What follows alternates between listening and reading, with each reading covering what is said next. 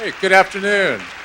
My name is Buxton Aguette. I'm the Vice President of Marketing for Supima, and on behalf of the over 200 family farms who grow Supima in the American West and Southwest, it is my pleasure to welcome you to the 9th annual Supima Design Competition.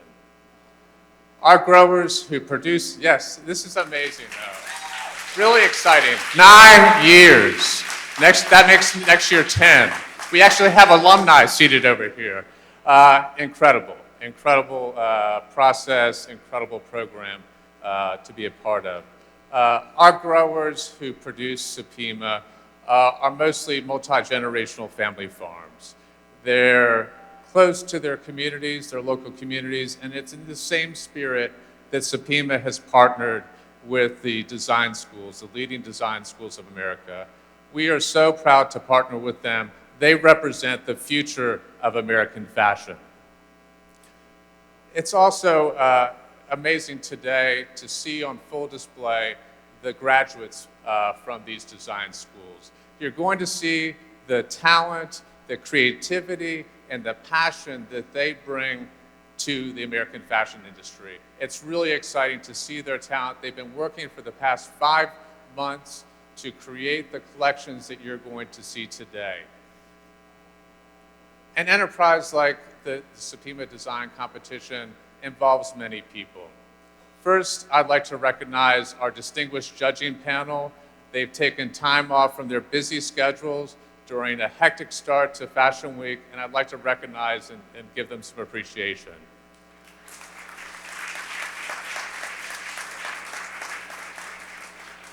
And next, I'd like to recognize our mentor for the 2nd year in a row, Bibu Mohapatra, the CFDA award-winning designer.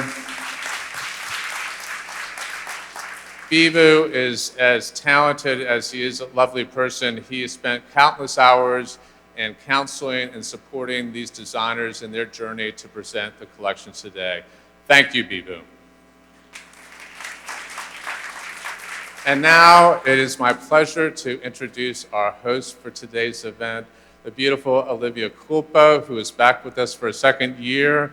She is a great longtime friend of Supima. She sat front row at this competition a couple years ago as Miss USA. It seems like yesterday. Thank you. Uh-oh, is this on? Oh. I'll share. Yes. There we go. Thank you for the introduction, sure. Buxton. Hi, everybody. I am your host today. I am Olivia Culpo, and this is the 9th annual Supima Design Competition.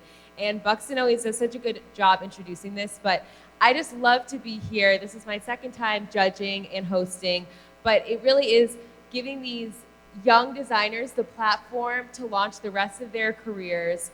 The winner will be given $10,000. So thank you all for being here today, and thank you for always putting on this event, because I know that it means so much to these designers and really creates what will bring the rest of their career to flourish. So without further ado, let's get started with a short video of all the designs. I actually already saw the designers' work, and it is incredible. So I cannot wait for you guys to see. And then we will do the runway show, and then following that, we will announce the winner of the competition. So let's get started. That's right. Enjoy. Right? Enjoy. The Supima Design Competition is all about showcasing the top design schools in the United States. We have 6 finalists in our program. Each is nominated by their school. I'm so excited to be here. So hopefully everything fits well and it goes smoothly. We're really glad to be able to offer a $10,000 prize to the winner. I'm nervous and excited. We provide each of the finalists with a set of 5 Supima fabrics: corduroy, twill, denim, a knit, and a shirting fabric. And then we challenge them to make evening wear collections. The fabrics are raw. They're untreated, undyed. Everything you see on the runway is due to the creativity of our students. You may want to make it a little wider. For the second year, we have Bibu Mahapatra serving as mentor to these designers to help them in their journey. I really enjoy being with this amazing, talented kids from all the different parts of the country, and they come with their own different levels of skills, different point of views. My inspiration is jazz and syncopation. Take 5, played by David Brubeck. When I listened to music, I felt something different kind of feeling from other jazz music. So I wanted to put the feelings on the vibration on my garment. Jion had a lot of ideas in the beginning, but then part of going through this process is how to edit and only pick the ideas that really work with the materials they're supposed to work with. So I stitched on my garment and I put the beading. So each pattern has volume and wave. Do you do it freehand or do you? Yeah, freehand. And then I just did That's very some. pretty. Yeah. Very nice. So he likes. Yeah. My mom is a first lady of a church, so all eyes are on you. Your silhouettes and whatever you wear has to be perfect. After watching my mom and dressing up, I wanted to be a fashion designer. I love the whole idea of fashion. She supports me in every step of the way. All right, hit it. Jeffrey embraced the idea that he likes to make beautiful ball-gown shapes. Gorgeous. Those big dresses could very easily seem old, but these were very modern. Their details were really beautiful. If you notice his muslins, they were impeccably tailored. They were thread traced. They fit beautifully. The lines were at the right place. Maybe this needs to be solid because from a distance, it's all going to look print. He was bringing in the whole idea of maybe if you brought a solid color in to break up the prints. I love that idea. Love, love, love, love. By the time I was probably 7 or 8 years old, I couldn't do anything but draw dresses. I drew them on receipt paper, I drew them on napkins. Kara was about a romantic, moody aesthetic that had a lot of playfulness, taking an idea of a men's shirt and then incorporating that in all her design. Beautiful. One of the dresses I've been thinking about creating my whole life, and that piece has just been in my mind for so long. I was like, this is my last big chance to show this in front of a crowd. I have to do this. The idea of evening wear is sort of ridiculous to a degree because I don't know anybody who's going to the Met Gala. I specialized in menswear tailoring. Maybe you don't need a bust dart. Maybe you don't need these traditional evening wear things. I'm kind of indifferent about these rules because they don't apply to me. Like, I'm a menswear designer. There's a lot of things you could do with the cording. Like, I put it on the hem so you could really kind of mess around. I'm trying to play to a different downtown girl who wants to hang out on the stoop with her friends or throw a house party. I didn't know what to expect. I had heard that he's very skilled and he makes beautiful clothes, but his sketches are very sort of abstract. I started looking at the 1950s Teddy girl and following that up with the 1970s and 1980s UK rave culture. I was thinking with this closure to do studs, have it hidden. I'm always looking into that kind of anti-establishment rebellion. He just has the right balance of tailoring to dressmaking techniques, and it's light and airy. I think he's done a brilliant job. I got inspired by these angel statues and these sconces that I saw at a cathedral in Los Angeles. It's this idea of this angel that has fallen to earth, going from an illusion into flesh. Dustin had a very clear idea from the beginning. A really strong focal point in my collection are these feathers that I created out of the Supima fabrics. That collar was the denim painted gold, and then I cut the feathers all by hand, and then I was like, oh, I have to do a beaded collar with like feathers. What if falling temperatures could directly threaten your life? My inspiration is actually a allergy that I had when I was younger. When my skin get in contact with coldness and wind, it gets swollen, I get fever. When I saw her sketches, I was totally blown away. They could be objects of art, but I think they're also very wearable and modern, and there is a client out there for that. I use some very simple shapes with some crazy stitchings and like some mimics of skin patches in like a more beautiful way, and elements of hats, which is the accessories that I wore constantly during that time. You just have to make sure that all this is sort of beautifully tacked so that it looks close to the body, but you don't see the stitching. We wanted it to look like, okay, it's controlled madness somehow. There are lots of competitions out there supporting emerging designers. This is a program to help them right at that first stage when they graduate and need to land that first job opportunity that allows them to grow and advance their careers. It's going to be a very exciting show, and I think the judges are really going to have their work cut out for them.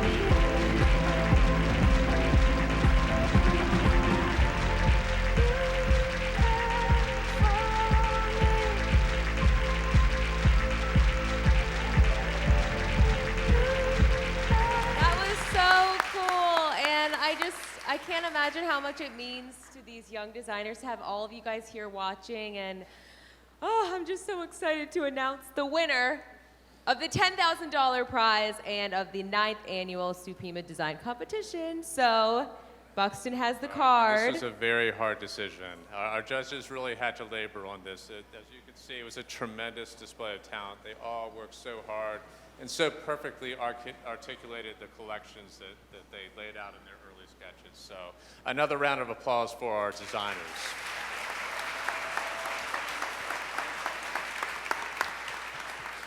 Okay, so the winner is Jeffrey Taylor of Savannah College of Art and Design. Oh, yay! Oh, your mom is going to be so happy and proud. Congratulations.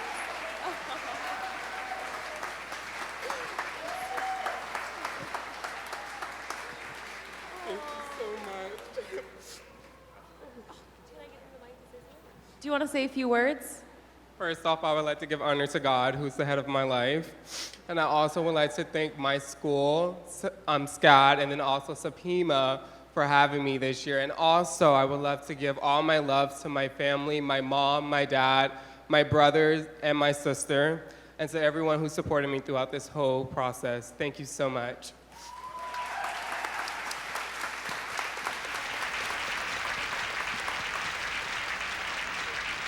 Thank you, everyone, for coming out again to support these schools, these designers, and we hope to see you again next year. Thank you. Have a great Fashion Week.